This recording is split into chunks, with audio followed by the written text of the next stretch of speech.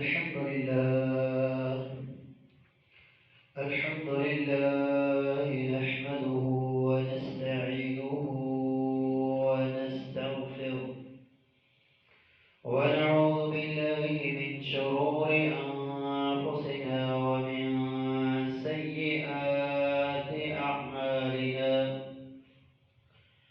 من يهده الله فلا مضل له ومن يضلل فلا هادي له أشهد أن لا إله إلا الله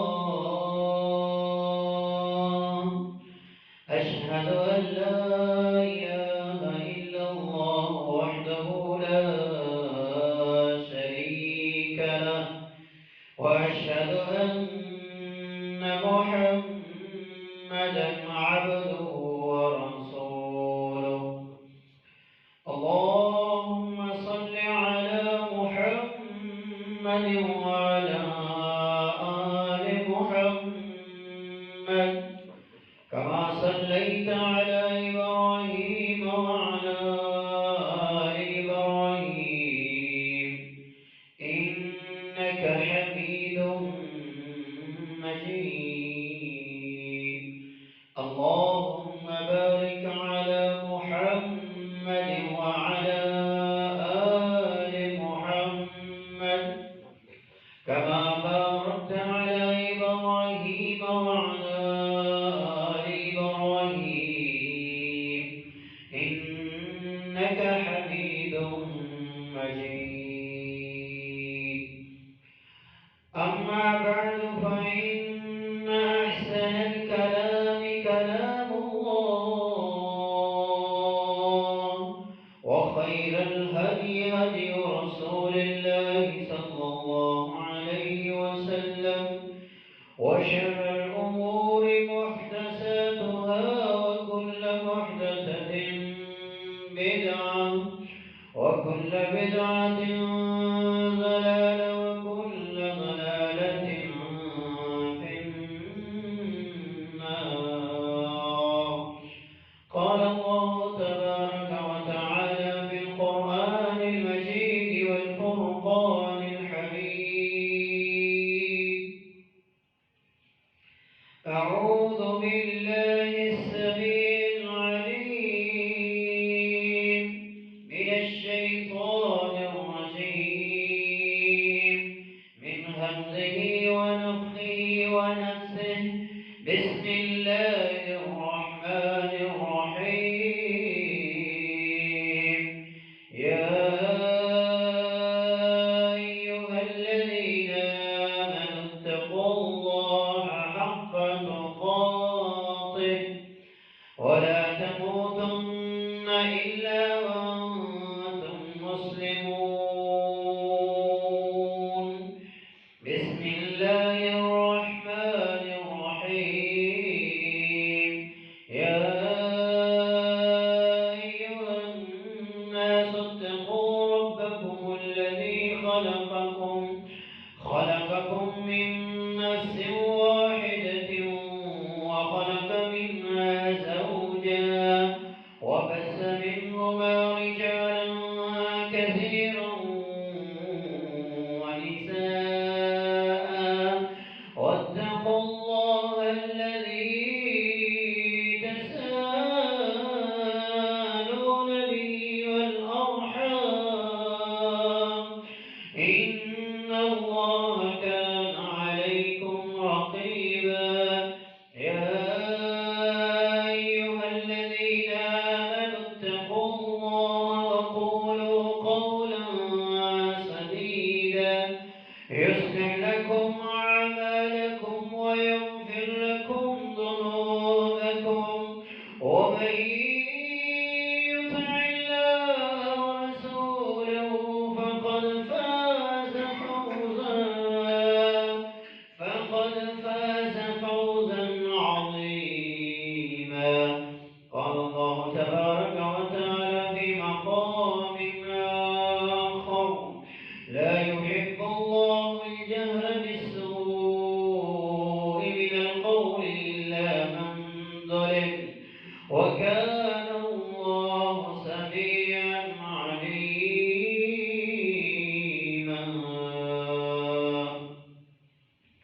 تمام قسم کی تعریفات کبریائی و بڑھائی اللہ جل شانہ کے لیے خاص ہے، جو ہم سب کا خالق مالک رازق ہے، کائنات کی ہر مخلوق کو پیدا کرنے والا اور ہر ایک کا روزی رساں اور ہر ایک کی ضرورت کو پورا کرنے والا ہے۔ ہر چیز جس کے حکم سے اس کی اطاعت کے اندر، اس کی فرما برداری کے اندر زندگی گزار رہی ہے۔ آگے اللہ تعالیٰ درود و سلام امام الانبیاء سید الانبیاء کونین کے تاجور احمد مجتبی حبیب کبریا والی بطحا جناب محمد رسول اللہ صلی اللہ علیہ وسلم کی ذات اقدس پر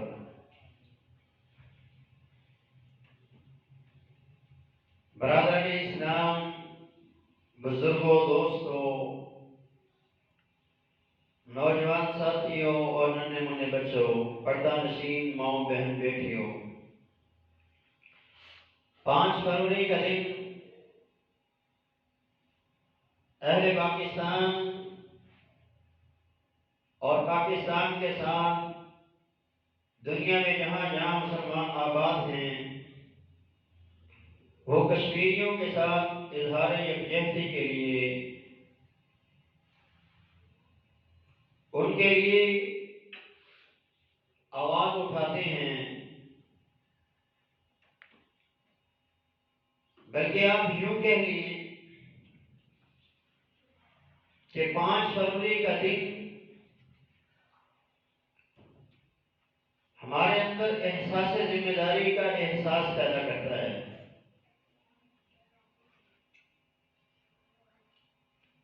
یہ دن جو بار بار ہماری زندگیوں میں آتے ہیں، یہ ہمیں کسی نہ کسی چیز کا سبق دیتے ہیں۔ قرآن مجید فرقان حمید میں رب العالمین نے ارشاد فرمایا وَتِلْكَ الْأَيَّامُ نُدَاوِلُهَا بَيْنَ النَّاسِ، یہ دن ہے جن کو پھیر پھیر کر رب العالمین دوبارہ تمہاری زندگیوں میں لاتا ہے۔ انسان ان دنوں سے نصیحت پکڑے، ان دنوں سے وہ اپنی اصلاح کرے۔ صحابہ اکرام رضوان اللہ علیہم اجمعین کی سیرت کو جب ہم پڑھتے ہیں،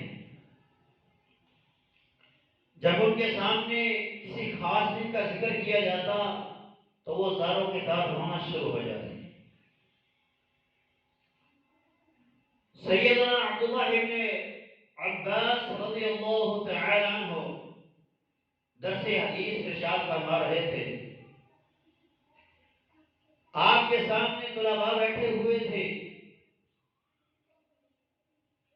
کہ جمعرات کے دن کا تذکرہ ہوا، فرمایا یوم الخمیس وما یوم الخمیس، یہ بات کی اور رونا شروع ہو گئی۔ آپ کے ساتھیوں نے پوچھا، دوستوں نے پوچھا، طالب علموں نے پوچھا، اے عبداللہ آپ کیوں رونے لگے؟ یہ جمعرات کا دن کیا دن ہے؟ فرمایا یہ وہ دن ہے جس دن میرے حبیب جناب محمد رسول اللہ صلی اللہ علیہ وسلم بخار کی شدت اس قدر تھی کہ بار بار میرے حبیب پر غشی کے دورے پڑ رہے تھے، اور سیدنا بلال بار بار آ کے کہتے السلام یا رسول اللہ، اے اللہ کے رسول، لوگ آپ کا انتظار کر رہے ہیں، لوگ آپ کے انتظار میں ہیں کہ آپ آئیں اور ان کو نماز پڑھائیں۔ میرے حبیب اٹھنے کی کوشش کرتے پھر بے ہوش ہو جاتے۔ سیدہ فاطمہ الزہرا نے بلال سے کہا اے بلال، آج میرے بابا کو بڑی تکلیف ہے، میرے بابا کو تکلیف مت دو۔ تو میں نے دیکھا حضرت بلال رضی اللہ تعالیٰ عنہ کو کہ وہ وہاں سے روتے ہوئے، نبی کے دروازے سے ہٹتے ہوئے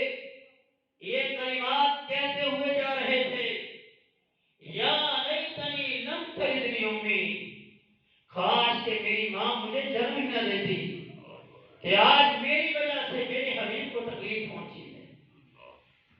تو یہ جمعرات کا دن، یعنی صحابہ کی زندگیوں میں جب کوئی ایسا دن آتا کہ جس دن کوئی ہولناک، کوئی خطرناک، کوئی واقعہ پیش آیا ہوتا تو وہ ڈر جاتے، روتے اس دن کو یاد کر کے اور اپنی اصلاح کرنے کی کوشش کرتے۔ حضرت ابو بکر صدیق رضی اللہ تعالیٰ عنہ خطبہ ارشاد فرما رہے تھے۔ خطبہ دیتے دیتے انہوں نے کہا، 1 سال قبل میرے خلیل، میرے حبیب، میرے محمد اسی جگہ پہ صلی اللہ علیہ وسلم کھڑے ہوئے تھے اور وہ اس بات کو اس انداز میں بیان کر رہے تھے۔ یہ بات کرنے کے بعد وہ رونے لگے۔ یعنی صحابہ کی زندگیوں میں بھی ایسے دن آئے کہ جب انہوں نے ان دنوں کو یاد کیا تو انہوں نے احساس کیا، انہیں احساس ہوا اپنی زندگی کے اوپر۔ یہی 5 فروری کا دن ہے جو بار بار اہل پاکستان کشمیریوں کے ساتھ اظہار یکجہتی کے لیے، ان کے ساتھ ہمدردی کرنے کے لیے ان کو یہ احساس دلاتے ہیں کہ ہم تمہارے بھائی ہیں، تمہارے ساتھ کھڑے ہیں۔ یہ احساس دلاتے ہیں اور ان کے حق میں آواز کو بلند کرتے ہیں۔ تو جس چیز کے اندر احساس ہوگا وہ چیز قائم اور دائم رہتی ہے، اور جب کسی کی چیز سے احساس ختم ہو جاتا ہے تو وہ چیز ختم ہو جاتی ہے، اس کی پہچان ہی رک جاتی ہے، اس کی پہچان ختم ہو جاتی ہے۔ یہ وہ عظیم نعمت ہے، اگر یہ نعمت انسان سے ختم ہو تو اس کی انسانیت ختم ہو جاتی ہے، انسان حیوانیت کا منظر پیش کرتا ہے۔ اور اگر یہی احساس مسلمان کے دل سے نکل جائے تو مسلمان سے مسلمانیت نکل جاتی ہے، اس کے دل سے اسلام نکل جاتا ہے۔ اگر اس کی بندگی سے احساس نکل جائے تو اس کی بندگی بیکار اور فضول ہو جاتی ہے۔ اگر یہ احساس رشتہ داری سے نکل جائے تو اس کی رشتہ داری بیکار ہو جاتی ہے، رشتہ داری ٹوٹ جاتی ہے۔ اگر یہ احساس معاشرے سے نکل جائے تو محلے داری ختم ہو جاتی ہے۔ اگر یہی احساس تجارت سے نکل جائے تو کاروبار بند ہو جاتے ہیں، تجارتیں ختم ہو جاتی ہیں۔ اور اگر ہم اس سے بڑھ کے دیکھتے ہیں، حکمرانوں کے دل سے اگر عوام کے لیے محبت، عوام کا احساس نکل جائے تو ان کی حکومتیں ختم ہو جاتی ہیں۔ اگر انسانوں کے دل سے احساس ختم ہو جائے تو انسانیت ختم ہو جاتی ہے۔ اسی احساس کے حوالے سے چند ایک گزارشات کروں گا۔ اللہ تبارک و تعالیٰ سے یہ دعا ہے کہ وہ میری زبان پہ حق اور سچ کو جاری فرمائے، اور سن کر اللہ ہم سب کو عمل کرنے کی توفیق عطا فرمائے، اور ہمیں احساس کی دولت سے مالا مال فرمائے۔ احساس ذمہ داری اور انسان کی زندگی، یہ احساس رب العالمین نے ہمیں دلایا ہے کہ تمہیں زندگی دی گئی ہے، تمہیں اس زندگی کے اندر بے شمار نعمتوں سے نوازا گیا ہے، تو تم سے ان نعمتوں کے بارے میں پوچھا جائے گا، تم سے زندگی کے بارے میں سوال کیا جائے گا۔ قرآن مجید فرقان حمید کو اٹھائیے، رب العالمین نے سورہ تقاصر میں ارشاد فرمایا، لَتُسْأَلُنَّ يَوْمَئِذٍ عَنِ النَّعِيمِ، اے میرے بندو قیامت کے دن تم سے ایک ایک نعمت کے بارے میں پوچھوں گا، اور ضرور ضرور پوچھوں گا۔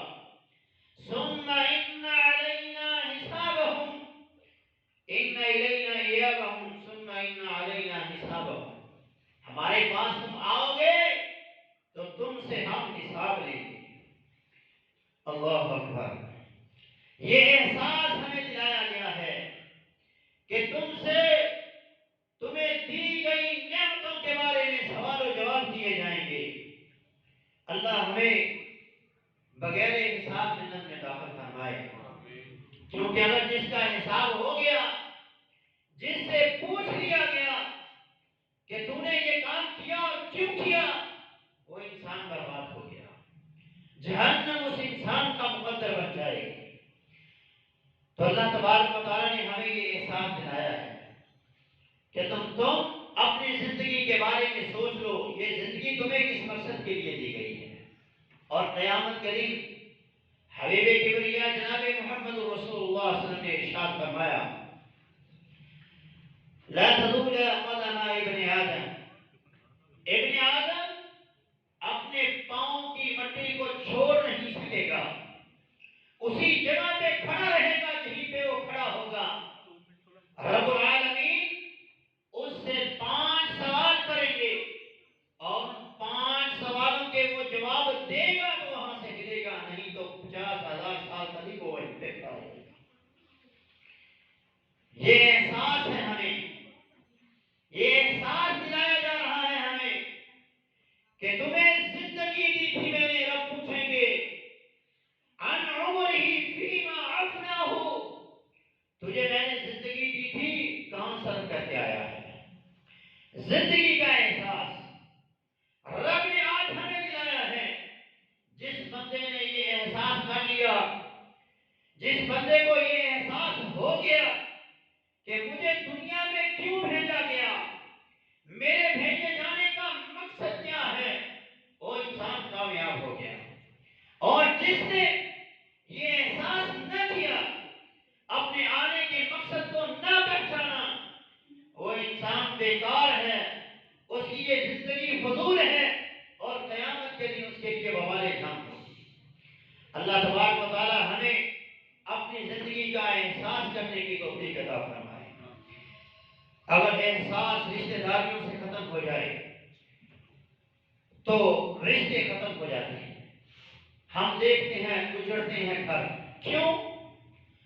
بیوی شوہر کا احساس نہیں کرتی، شوہر بیوی کا احساس نہیں کر رہا، گھر اجڑ گیا، نوبت طلاق تک پہنچ گئی، طلاق ہو گئی۔ ایک گھر نہیں، میاں بیوی نہیں، 2 گھرانے نہیں، بلکہ 2 خاندان آپس میں ایک دوسرے سے جدا ہو جاتے ہیں۔ لوگ اس خاندان کے اندر رشتہ کرنا پسند نہیں کرتے۔ یہ معاشرے میں ہماری آنکھوں کے سامنے ایسے ہوتا ہے، کیوں جب احساس ختم ہو جاتا ہے۔ ایک بیوی کو جب یہ احساس ہوگا کہ صبح سے لے کر شام تک میرا میاں گھر سے نکلتا ہے اور شام تک محنت و مزدوری کرتا ہے، کس لیے کرتا ہے؟ اپنے لیے کرتا ہے یا میرے لیے کر رہا ہے یا میرے بچوں کے لیے کر رہا ہے؟ شام کو جب گھر میں وہ آتا ہے، وہ اپنی دولت پونجی اپنی بیوی کے ہاتھوں میں دیتا ہے، تو اس بیوی کو بھی احساس ہونا چاہیے، احساس کرے گی، اس کی خدمت کرے گی، اس کے ساتھ حسن سلوک کرے گی، اس کے ساتھ پیار محبت کرے گی، تو یہ رشتہ قائم رہے گا۔ اگر سب کچھ لینے کے باوجود احساس نہیں کرے گی تو رشتہ کبھی بھی نہیں رہ سکتا۔ اور ایسے ہوتا ہے، گھر اجڑتے ہیں اور ہماری آنکھوں کے سامنے ایسے واقعات بے شمار ہیں۔ رب العالمین کے پیارے حبیب نے ہمیں ارشاد فرمایا کلکم مسئول وکلکم راع وکلکم مسئول عن رعیتہ، تم میں سے ہر ایک مسئول ہے، ہر ایک نگہبان ہے، اور اس سے اس کی رعیت کے بارے میں پوچھا جائے گا۔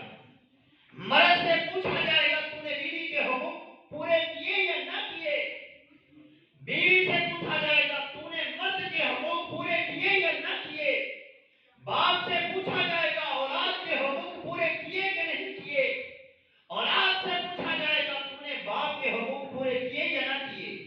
ہر ایک سے اس کی رعیت کے بارے میں پوچھا جائے گا اور ہر ایک کو وہاں سوالوں کے جواب دینے ہوں گے۔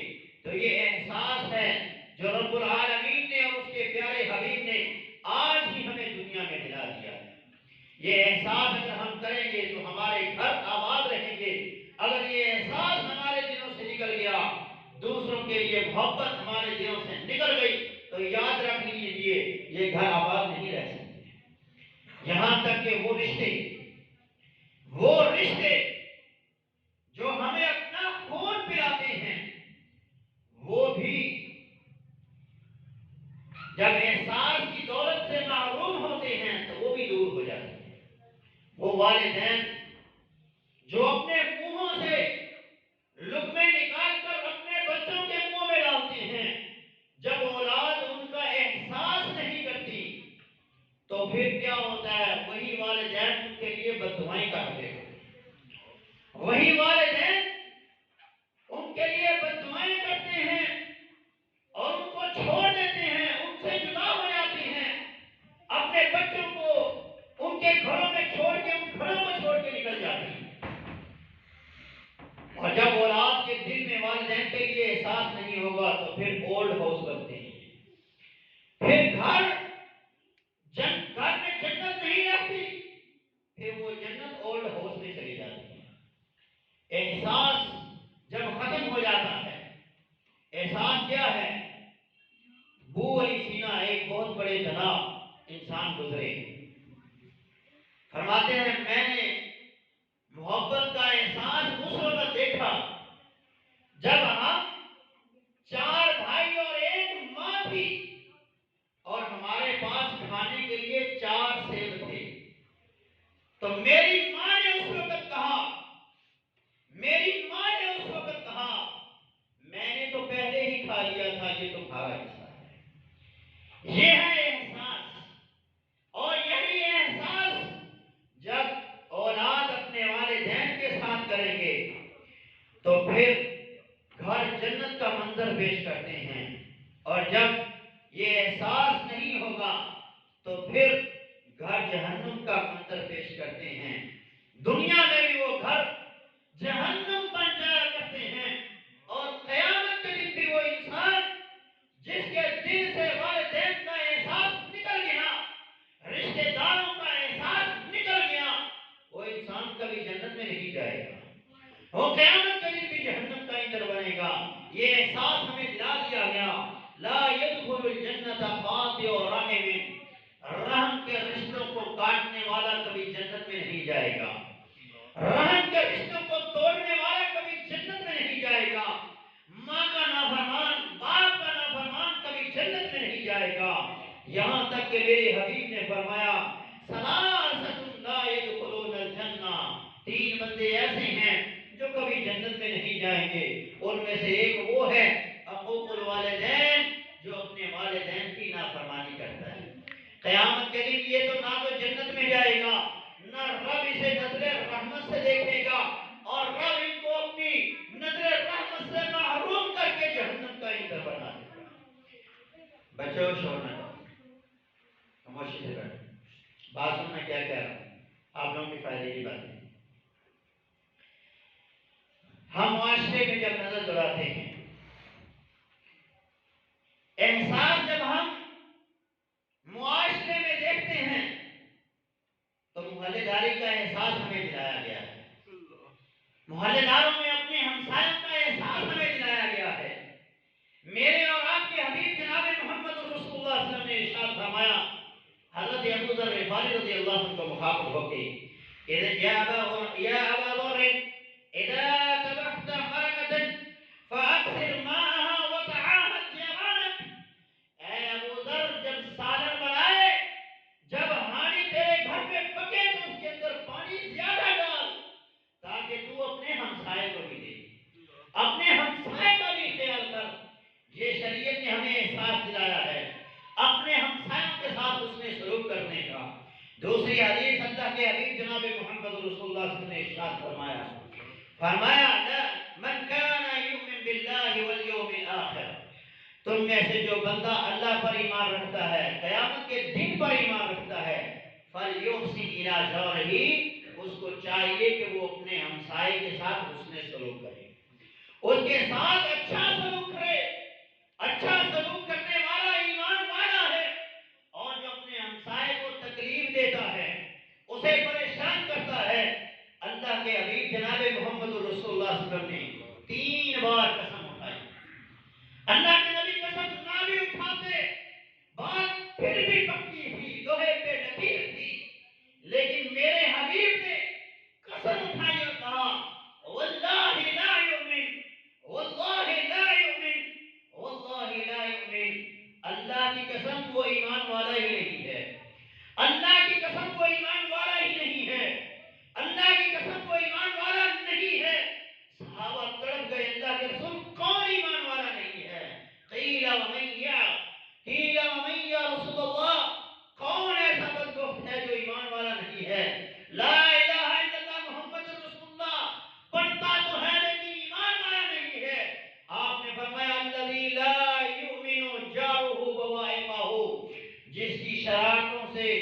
تکلیفوں سے اس کا ہمسایہ محفوظ نہیں ہے۔ یہ احساس شریعت نے ہمیں دے دیا۔ ہم کیا احساس کرتے ہیں؟ اپنے گھر کی نالی کو صاف کرتے ہوئے گندگی اپنے ہمسائے کے دروازے پہ چھوڑ دیتے ہیں۔ یہ ہمارا احساس ہے۔ ہم کیا کرتے ہیں؟ اپنے گھر کا کوڑا اکٹھا کر کے ساتھ والے ہمسائے کے دروازے پہ رکھ دیتے ہیں، ان کے دروازوں پہ لٹکا دیتے ہیں۔ یہ احساس نہیں ہے، یہ تکلیف ہے۔ ایسی تکلیف دینے والا یاد رکھ لیجیے اللہ کی جنتوں میں نہیں جہنم کا ایندھن بنے گا۔ میرے اور آپ کے حبیب جناب محمد رسول اللہ صلی اللہ علیہ وسلم کے پاس ایک عورت کا تذکرہ کیا گیا، کہا کہ اللہ کے رسول بڑی نیک ہے، تہجد گزار ہے، اشراق پڑھنے والی تھی، بڑے نفل و نوافل کا اہتمام کرنے والی تھی اور بڑا صدقہ خیرات کرنے والی تھی، لیکن ہے کیا تھا؟ میرے حبیب نے کہا جاؤ پوچھ کے آؤ آج اس کے ہمسائے اس کے بارے میں کیا کہتے ہیں۔ پوچھا گیا تو ہمسایہ نے کہا شکر ہے ہماری جان چھوٹی سے، شکر ہے ہماری جان چھوٹی سے، شکر ہے اللہ نے اس کو اٹھا لیا، اس کی زبان سے ہم بڑے تنگ تھے۔ اللہ اکبر۔ میرے حبیب نے فرمایا ہے ابن نار، یہ تو جہنم کا ایندھن ہو گئی۔ نفل نوافل فرضی تو اپنی جگہ پہ، نوافل کا اہتمام کرنے والی، نفلی چیزوں کا اہتمام کرنے والی کی جہنم کا ایندھن بن گئی۔ زبان درست نہیں تھی، اپنے ہمسایوں کا اس نے احساس نہیں کیا۔ اور ایک عورت کا تذکرہ کیا گیا، کہا کہ اللہ کے رسول صرف فرضی نمازیں پڑھتی تھی، فرضی روزے رکھتی تھی، فرضی کام کرتی تھی، نفلی نوافل نہیں پڑھتی تھی، نفلی عبادتیں اس کے پاس نہیں تھی۔ آپ نے فرمایا جاؤ اس کے ہمسایوں سے پوچھو آج وہ کیا کہتے ہیں۔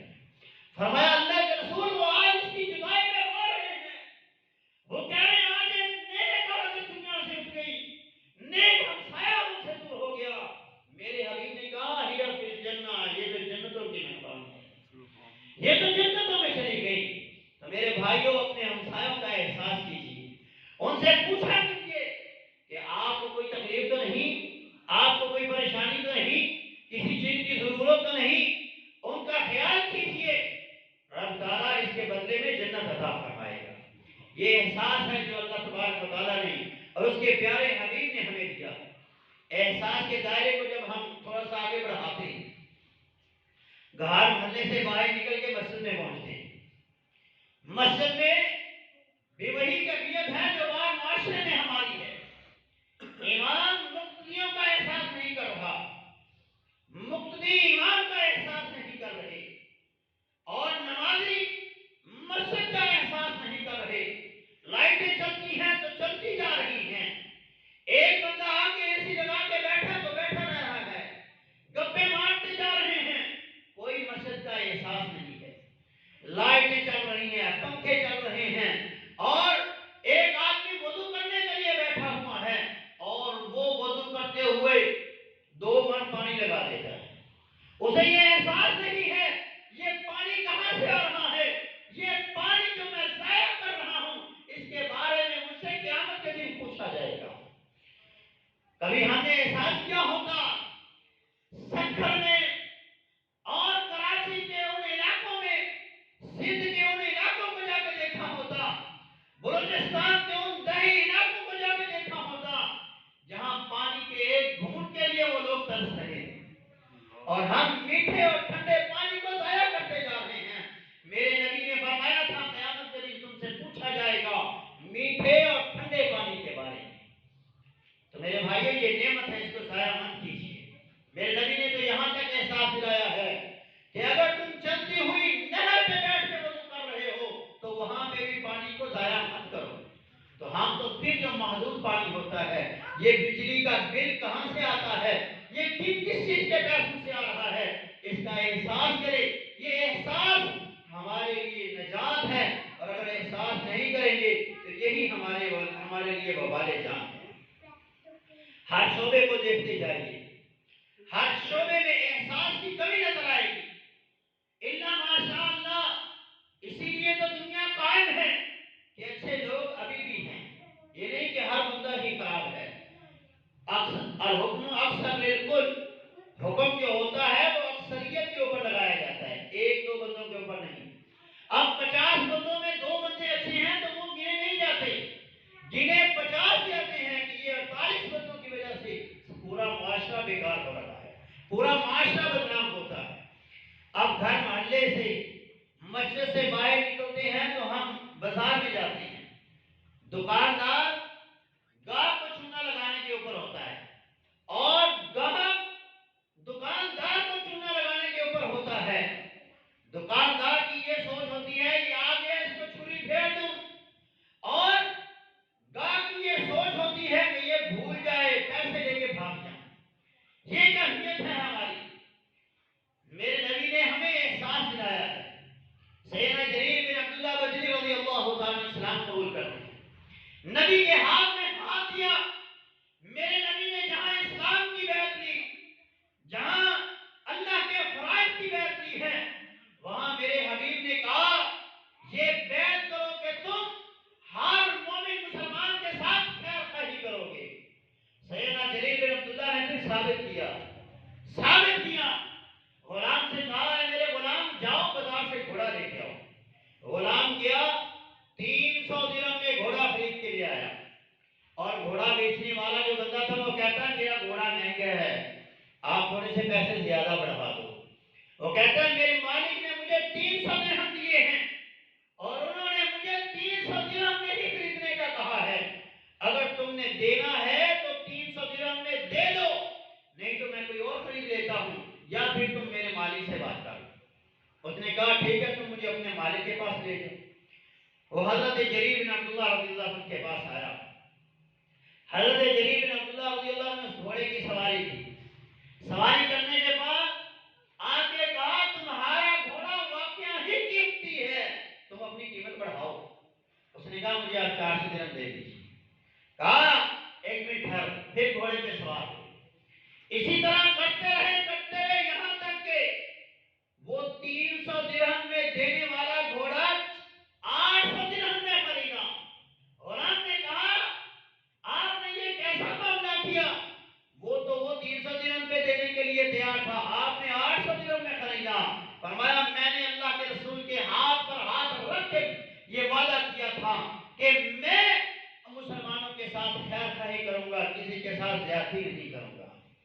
اور آج یہ بندہ جو آیا تھا اس کا گھوڑا واقعہ ہی قیمتی تھا، یہ واقعہ ہی 800 درہم کا تھا، اور یہ اپنی مجبوری کی وجہ سے یہ سستے داموں بیچ رہا تھا۔ آج ہم تو اسی کام میں ہوتے ہیں، محلے میں کون پھنسا ہوا ہے، کس کا کوئی کیس چل رہا ہے، کوئی پریشان ہے، یہ مکان بیچ رہا ہے تو اس کی پریشانی سے فائدہ اٹھائیں، اس کی زمین کو سستے داموں خرید لیں، اس کی یہ ضرورت مند ہے، موبائل بیچنے کے لیے آیا ہے، گھڑی بیچنے کے لیے آیا ہے، موٹر سائیکل بیچنے کے لیے آیا ہے، گاڑی بیچنے کے لیے آیا ہے، ہم کہتے ہیں اس کی اب یہ تو پھنسا ہوا ہے، اب تو اس نے یہ بیچنی ہی بیچنی ہے، اس کی یہ ضرورت ہے تو یہ اپنی ضرورت پوری کرنے کے لیے تو یہ کام کرے گا، ہم اس کی ضرورت سے فائدہ اٹھائیں گے۔ یہ ہماری سوچ ہے، جبکہ اسلام ہمیں یہ احساس دلاتا ہے اپنے گاہک کے ساتھ اور گاہک اپنے تاجر کے ساتھ خیر خواہی والا معاملہ کرے۔ گھر محلے سے باہر نکلتے ہیں، مسجد سے باہر نکلتے ہیں، حکمرانی تک آ جائیے، اگر حکمران اپنی عوام کا خیال نہیں کرے گا تو عوام کے دل سے اس کے لیے محبت نکل جائے گی۔ حکمران اگر عوام کے ساتھ محبت کرے، ان کے ساتھ احساس والا معاملہ کرے تو اس کی حکومت بھی قائم رہتی ہے اور وہ لوگوں کے دلوں پر راج بھی کرتا ہے۔ اور اگر وہ اپنی عوام پر مہنگائی کے بادل، مہنگائی کے پہاڑ توڑ دے، ان کی قبروں کو توڑ دے، ان کے اوپر ظلم و زیادتی کرے، بے جا ٹیکس لگائے، تو ایسا حکمران چل نہیں سکتا۔ عوام کے دلوں میں اس کے لیے کبھی محبت نہیں پیدا ہو سکتی، عوام اس کو ہمیشہ گالیاں ہی دے گی۔ تو حکمران کو چاہیے کہ وہ جب عہدہ لے رہا ہے تو اس عہدے کا احساس اسے ہونا چاہیے۔ صحابہ کی سیرت کو جب ہم پڑھتے ہیں، جب ان کو عہدہ دیا جاتا تو وہ کہتے تھے ہم نے نہیں لینا، ہم نے نہیں لینا۔ کیوں؟ کیونکہ انہیں پتا تھا کہ کتنا حساس معاملہ ہے اور اس کے بارے میں کتنا پوچھ گچھ ہوگی۔ حکمران اگر انصاف کرے، حکمران اگر انصاف کے ساتھ حکومت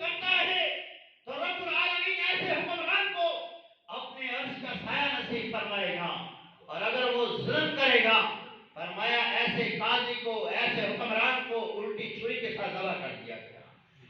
تو ایسا انسان، ایسا حکمران جو عہدہ لینے کے بعد اس عہدے کا حق ادا نہیں کرتا، تو وہ انسان ناکام ہے، رسوا ہے، اور قیامت کے دن ذلت و رسوائی اس کا مقدر ہوگی۔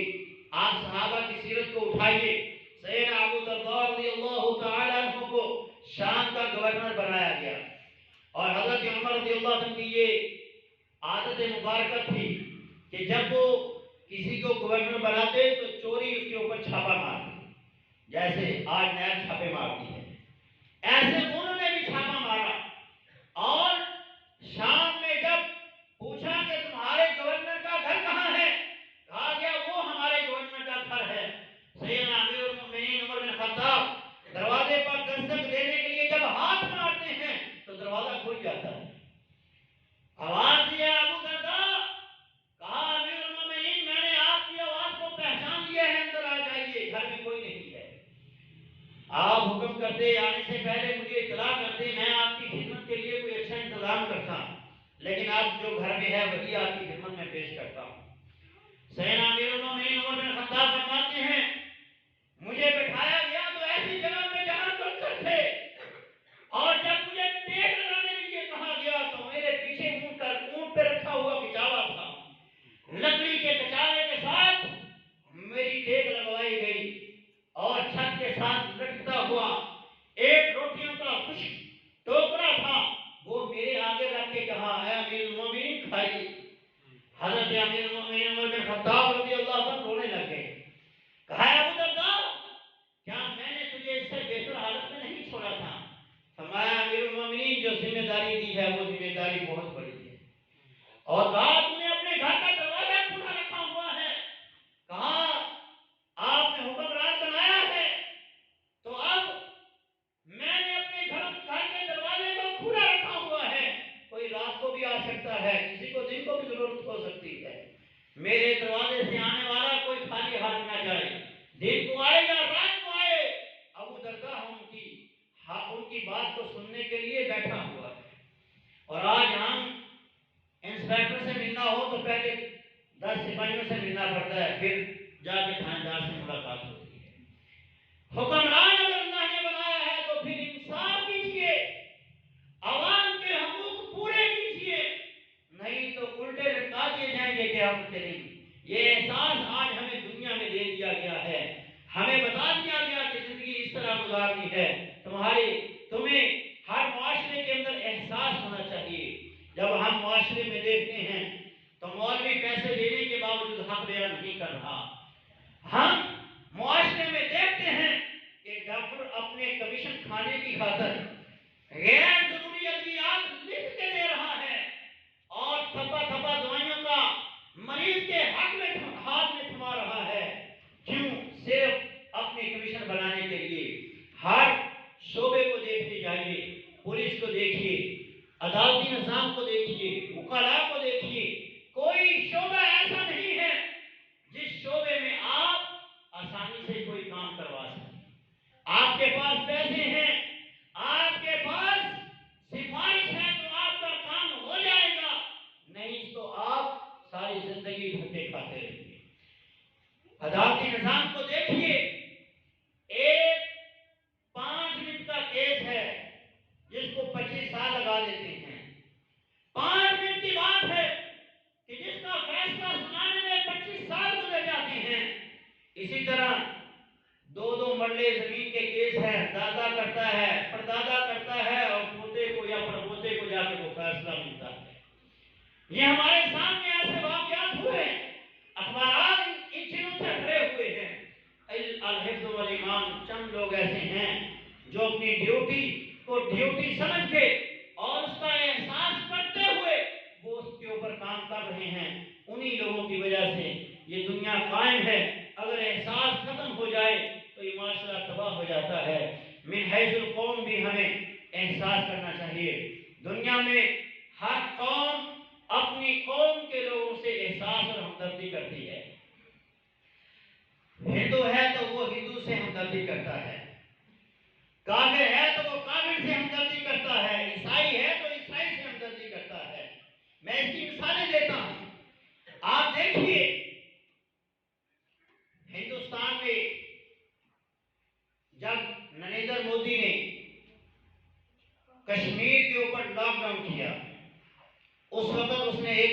یہ بھی پاس کیا کہ دنیا کے کسی کونے میں اگر ہندو آباد ہے تو وہ ہندوستان میں آ کر ہندوستان کی نیشنلٹی لے سکتا ہے.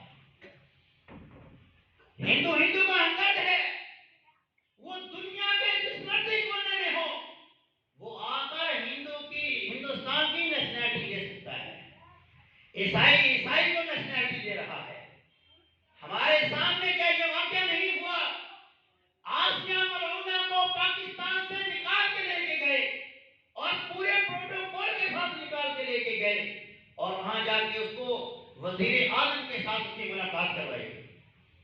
یہاں سے ایک مرزائی کو نکالا جاتا ہے اور امریکہ کا صدر اس کے ساتھ بات کرتا ہے. یہ وہ ہمدردی کرتا ہے ایک کافر دوسرے کافر کے ساتھ. یہودیت میں یہ چیز ہے کہ دنیا کے کسی کونے میں بھی اگر نسلی یہودی ہے تو وہ اسرائیل کے اندر آ کر اپنی نیشنلٹی لے سکتا ہے. لیکن ہمیں مسلمان ممالک میں ایسا کوئی مجھے مسلمان ملک نظر نہیں آتا جو کہے کہ دنیا کے کسی بھی مسلمان ملک کے رہنے والے ہو آؤ ہم تمہیں نیشنلٹی دیتے ہیں. پاکستان میں اگر افغانی آتے ہیں تو انہیں اٹھا کے باہر پھینک دیا جاتا ہے. برما کے مسلمان اگر بنگلہ دیش میں آتے ہیں تو وہ دھکے مار کے نکال دیتے ہیں.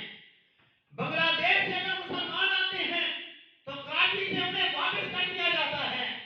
آپ دنیا کے جس مرضی مسلمان ملک کی ہسٹری کو اٹھائیں یہی چیز نظر آئے گی.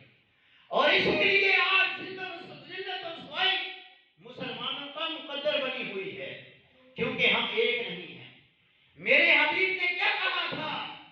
المؤمن کالبنیان، مومن ایک دیوار کی مانند ہوتے ہیں. یشد بعضها بعضا، جس طرح ایک اینٹ دوسری اینٹ کو مضبوط کرتی ہے اسی طرح ایک مسلمان کو چاہیے کہ دوسرے مسلمان کو مضبوط کرے. دوسری حدیث اللہ کے رسول جناب محمد رسول اللہ صلی اللہ علیہ وسلم نے فرمایا المسلم کالجسد الواحد، مسلمان ایک جسم کی مانند ہیں. اذا اشتقى عضو اشتقى الجسد كله، جب مسلمان کے یا کسی بھی انسان کے جسم میں کسی حصے میں تکلیف ہوتی ہے تو وہ پورے جسم کو محسوس ہوتی ہے. آپ کے سر کو درد ہو کیا آپ پورے جسم میں محسوس نہیں کرتے؟ آپ کو بخار ہو آپ کیا وہ تکلیف محسوس پورے جسم میں نہیں کرتے؟ آپ کی انگلی میں درد ہو پورا جسم کو انگلی وہ درد اس کی محسوس کرتا ہے. یہی مثال میرے حبیب نے دی ہے اور کہا ہے اگر فلسطین کا مسلمان ہے، کشمیر کا مسلمان ہے، برما کا مسلمان ہے، چیچنیا کا مسلمان ہے، بوسنیا کا مسلمان ہے، یمن اور شام کا مسلمان ہے، عراق اور افغانستان کا مسلمان ہے، اگر وہ تکلیف میں ہے تو دنیا کے دوسرے کونے میں رہنے والا مسلمان جو بھی ہے، رنگ کالا ہے، سیاہ ہے، سفید ہے، سرخ ہے، کوئی امتیاز نہیں ہے، اس کو اس کی تکلیف محسوس ہونی چاہیے. اور یہی تکلیف آج ہمیں ہے. دنیا نے مسلمانوں کی تکلیف کو برداشت نہیں کیا، نہ اس کا احساس کیا.